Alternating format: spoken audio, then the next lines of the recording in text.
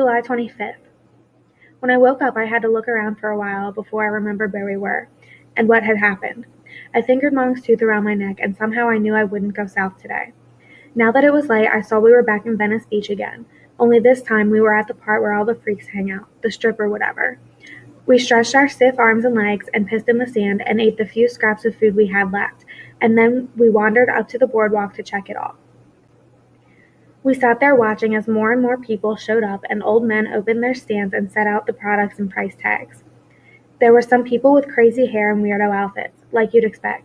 My favorite was this dreadlock guy rollerblading and playing electric guitar, but mostly it was a lot of fat tourist families with bad sunburn and cameras strapped around their necks. We walked over to watch the dudes playing ball on that famous beach court right there between the walkway and the sand. The guys were big and cut up, but they weren't really that good, which surprised me.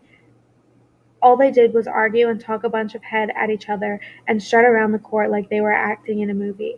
I thought about telling Rondell he should go out there and bust their asses, but I didn't really want to talk to him yet, so I kept quiet. I knew if I said anything, he'd bring up Mong and what happened, and I didn't feel like having some big talk about it. When we got bored of watching fake-ass hoop games, we walked over to Muscle Beach and watched these big roid heads growling and throwing around weights for everyone to see. There were even a few chicks in there getting their lift on. I watched this one burly blonde woman doing curls and I felt like I was about to throw up. Yo, man, I gotta say something for the record. I'm not really feeling no buff chicks. Imagine you were making out with some Muscle Beach girl and you felt her big-ass biceps and triceps rubbing all against you. Or she went to hold your hand and her shit was all calloused from gripping so many damn barbells. Or even worse, if she went to hold something else. Nah, man, I'd probably feel like I was with a damn dude. It goes the other way, too. I don't get a girl going for no musclehead guy either. To me, that shit just doesn't look natural. When we left there, we ate a couple hot dogs each on a bench in the middle of the boardwalk, checking out all the weirdos walking past and the tourists pointing at them behind their backs. Then we went down on the sand to watch the beach again. Out on the water now, there were all these white dudes sitting on their boards waiting for waves. A couple even had floppy blonde hair like you see in magazine ads about surf clothes or flip-flops. It made me think about my mom's, man, how 50% of me was the exact same as these guys. I bet if I'd had a white pop instead of a Mexican one, I'd be sitting out there too, on my board, fingers dangling in the water, watching for when another good wave might come. I'm not even playing. If we'd have had a old man, me and Diego's lives would be totally different from how they are now.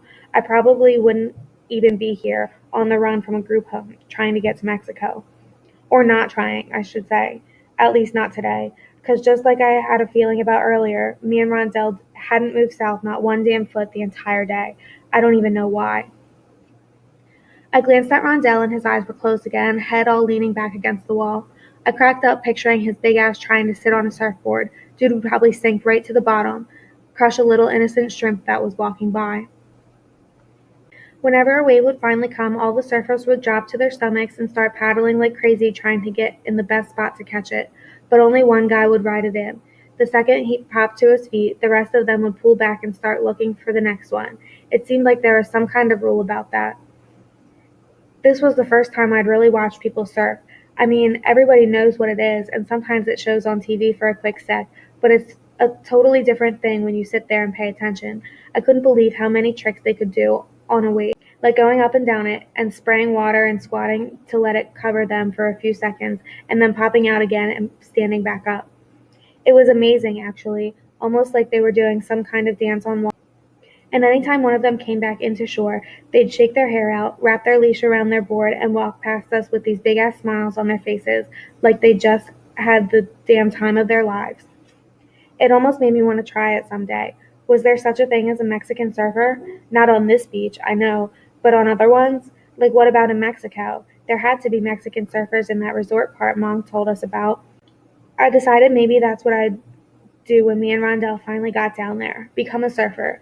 Rondell could go get himself a fishing pole and sit out there all day in a boat trying to hook himself a trout. But not me, man. Stockton was the only place I fished at. Diego was the only dude I shared bait with. Nah, I was going down there to find me a surfboard and learn how to ride some damn waves. A few hours later, I woke up in the same spot and looked all around. our bags still under our feet, Rondell still asleep with his mouth hanging open, a nasty string of drool going from his bottom lip to his sweatshirt. The sun was falling into the ocean and the sky was warming up for the colors. All these people with bongos were gathering in the sand straight down the way from us, and this beat started growing, making this hypnotic rhythm. It was the craziest shit I'd ever woken up to. It wasn't just young hippie kids like you might think either, though there were a lot of those kinds of people too.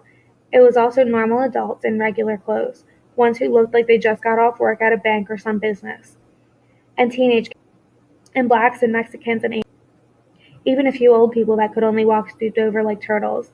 They were hitting bongos too. As the sky went into a perfect sunset over the ocean, more and more people started joining in. There must have been over 100. Me and Rondell walked down there with our bags and sat right near the middle so we could totally feel the beat. We both moved our heads with the rhythm, and I shut off my brain. After a while, this lesbian hippie chick tapped me on my shoulder and held out a little kid drum. "Here, play this," she said with a big smile. She had short spiky hair and a tattoo of the moon on the side of her neck. I took the drum, and me and Rondell started hitting each side of it with the rhythm. It was actually one of the coolest things that's ever happened to me. We hit that little drum for so long my fingers started losing feeling. They went numb, but I didn't even care.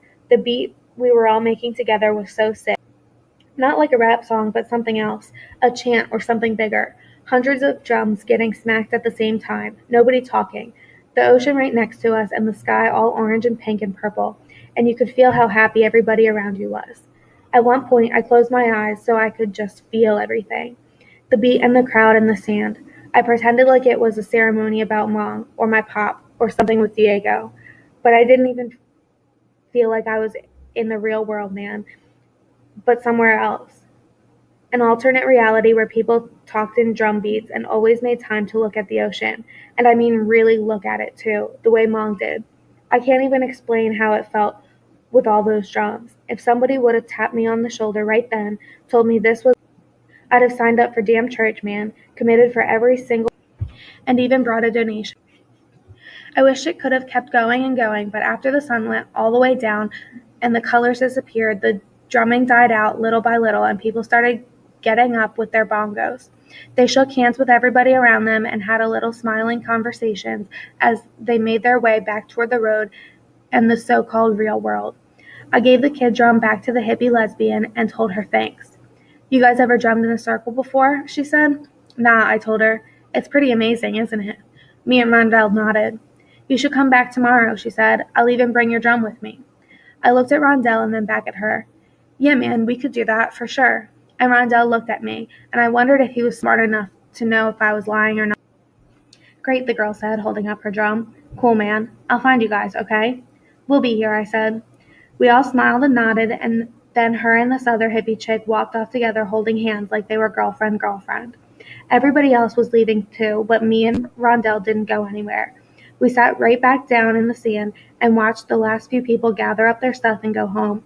We watched them walk away together, talking and laughing and rubbing each other's shoulders.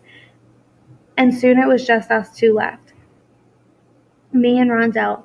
It was dark, too, but the summer air was still warm. I breathed it in deep and tried to think who came up with the idea that everybody should come to the beach and bang drums while the sun went down.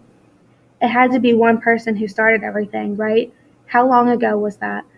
Maybe if I ever made it back to Stockton, me and Diego could try and start it going at the levee. I pictured everybody showing up at our favorite spot, all of us banging drums or buckets or whatever we could find, and then shaking hands and smiling and talking. Me and Diego telling new people they should come back and join us the next day. Then I felt guilty for being happy. I knew the shit wasn't right because of what happened with Mom, so I stopped. I looked at the fingers I was using to smack the little kid drum. I was kind of bummed the feeling in them was now coming back. I wish they would stay numb like that for the rest of the week. Then I could remember how it felt. Rondell tapped me on the shoulder. "What's up?" He shrugged, told me, "We really coming back here tomorrow?" I shook my head. "Can't." He nodded and set his head down on his bag. It was our first words to each other in over a day. I set my head down too, and when I closed my eyes I was happy because I could still feel the hypnotic vibrations going through my body.